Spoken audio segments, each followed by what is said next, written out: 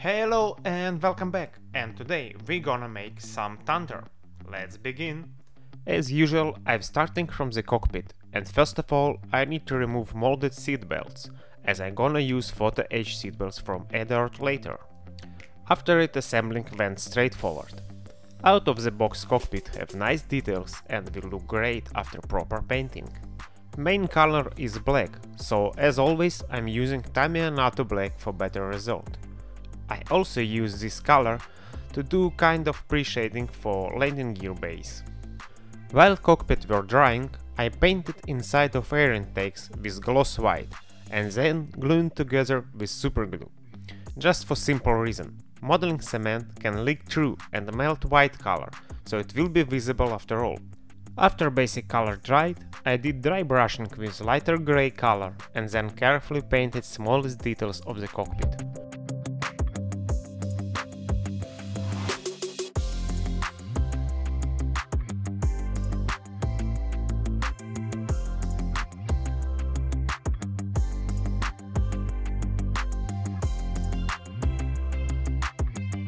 Then I started to put decals, varnish and of course stone grey wash for black.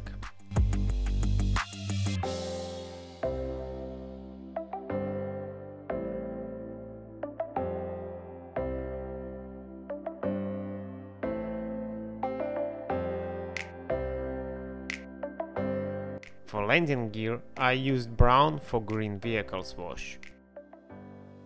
For cleaning washes, I used combination of cotton swab and brush.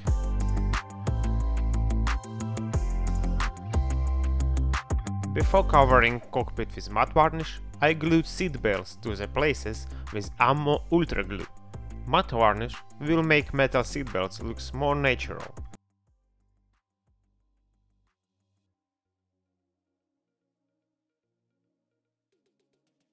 And as final touch, I put wet effect from AK on screens to make them look more realistic.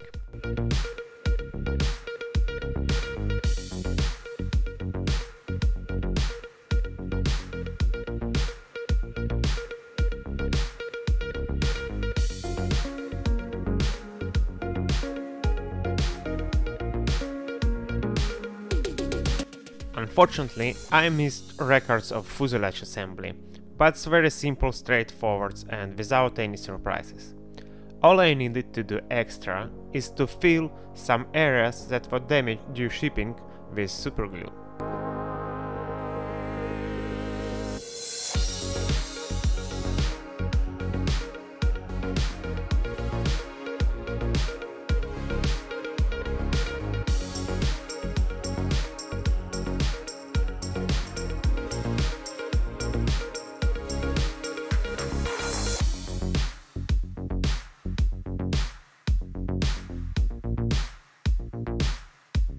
I did not follow the instruction with engines, cause I found this way of gluing them better than instruction purpose. For some reason they a little bit longer than they need to be. So if you're doing this way, you will have no problem to sand them down and only then glue the exhaust part. I primed bare metal parts with Mr. Surface Black primer, and on top I put some gloss black alkyd primer as well. To be honest, it didn't do any drastic change, but it doesn't really matter in this case.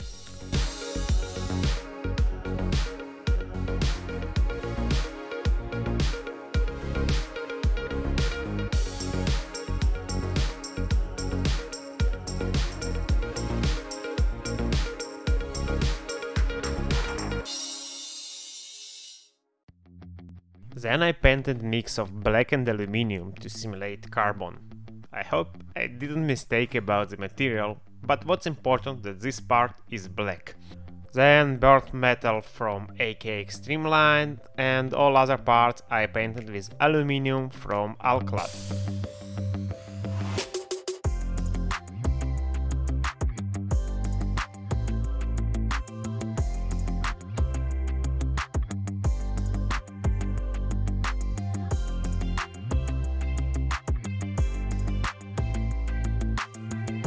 To make it looks more interesting, I went over panel and rivet lines with highly diluted black paint from Tamiya.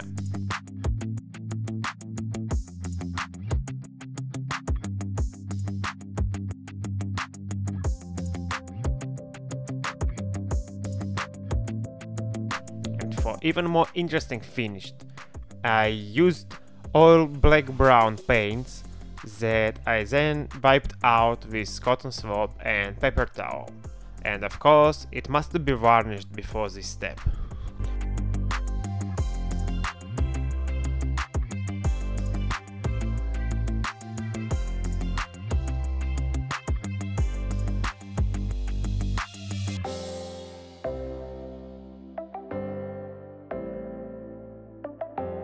After it, assembly went really quick and smooth.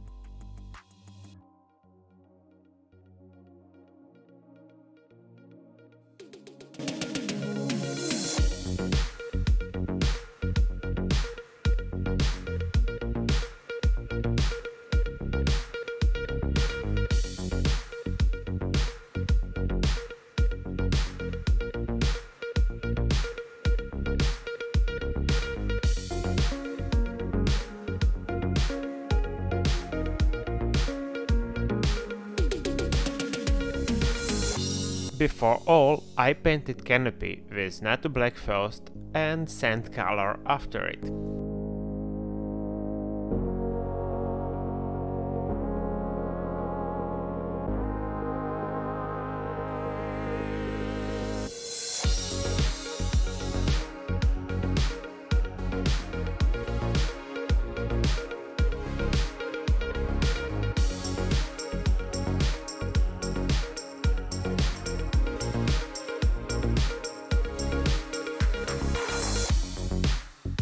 This time I choose to use grey primer, as most of the colors will be light and will be much easier to paint them on light primer.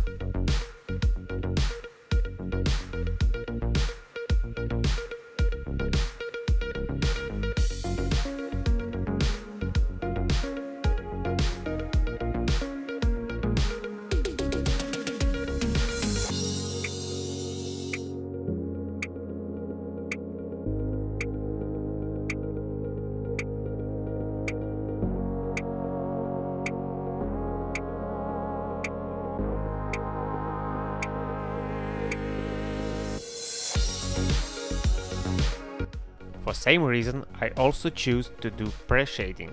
Usually I prefer post-shading method, but with light colors it's harder to control.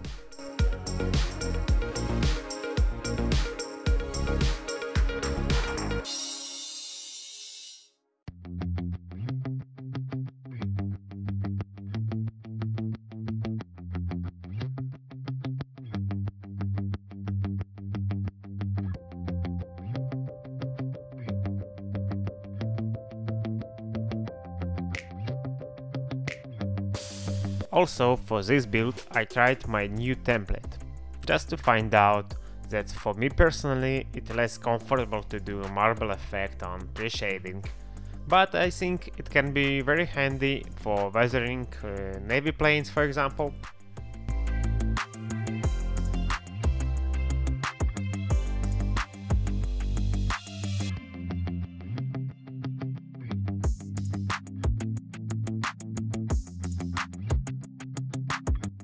Additional advantage of pre-shading is that it's faster to paint. As you can see now, I can just build up thin layers until I'm satisfied with the result.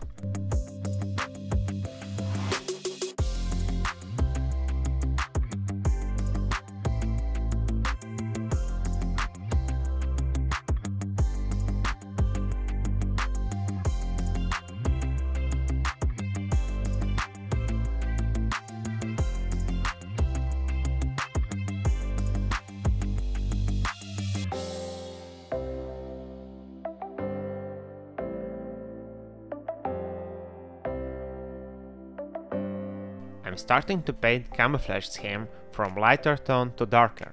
So first going sand, then that salad green and dark tan as last color. For more accurate result and less oversprays, I'm using 0.2 airbrush, highly diluted paints and low pressure. Important noticed, the best result I got from lacquer paints. For this plane I used AK Real color set that called Israel Air Force Modern Desert Colors. They have great color match, sprays nicely and also very durable. So if you're gonna paint some Israel planes, I highly recommend to check them out.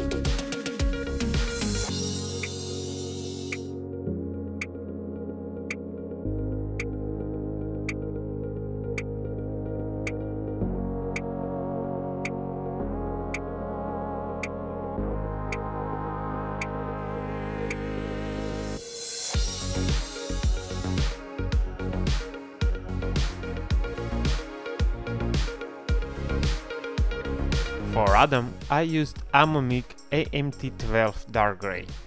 It's not the original color, but I found it is the best match according to reference I saw.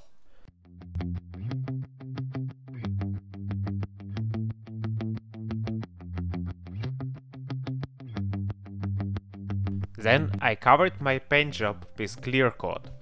I'm doing it mostly for protection, cause I'm kinda, let's say, not the most accurate modeler, and happens a lot that I'm bumping my model over some stuff and it's peeling off the paints, so clear coat can make at least some protection. And also wash gonna be much easier to do over gloss. Can't say anything bad about kit decals. They are nice and thin, and be ready that there are a lot of them. Not like Phantom, but still a lot.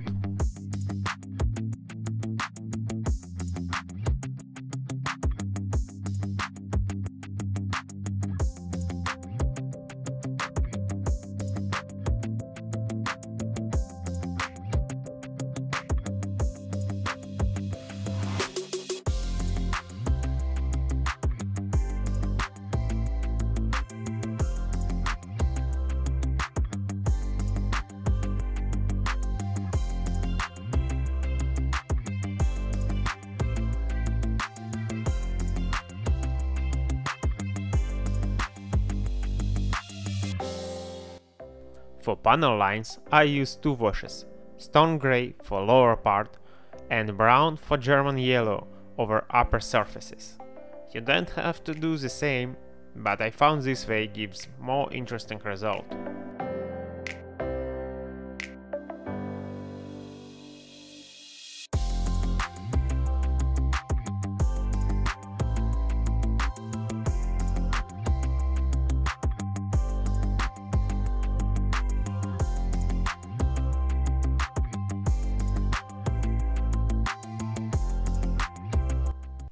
Most of the wash I'm wiping out with paper towel, and for smallest areas I'm using cotton swab.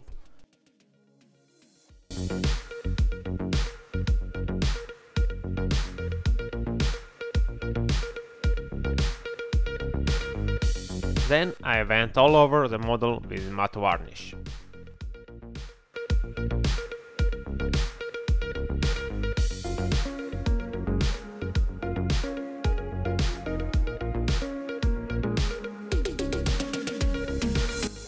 After looking at result, I decided to increase panel and shadow effect, and for this I used Ammo Shaders Dirt Color.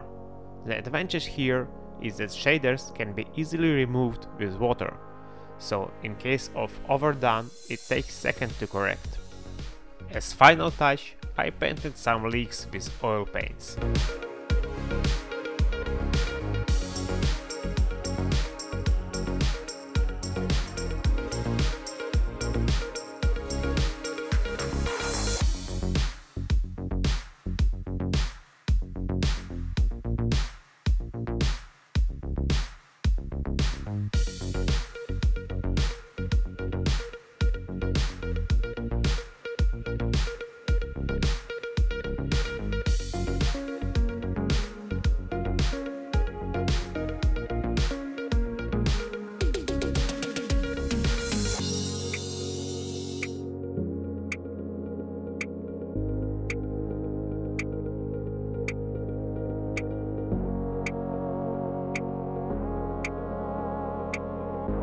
And finally, it is a time to assemble what left. Tails and other parts were glued with superglue. The most important here is to check that they are straight.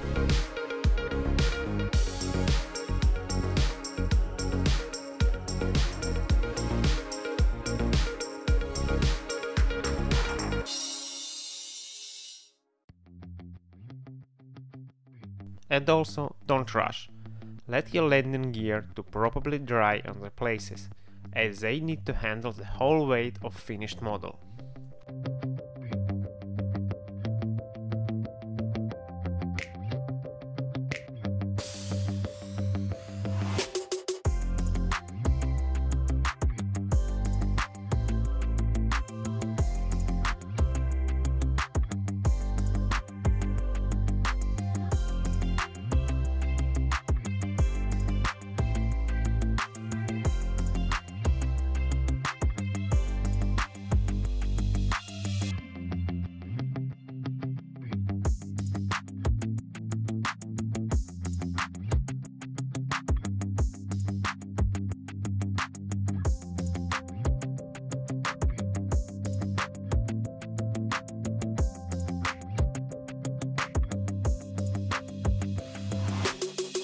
With canopy glued to place, the model was finished.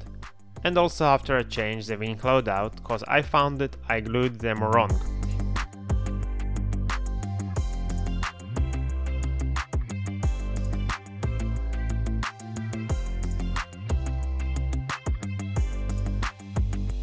Anyway, it's done.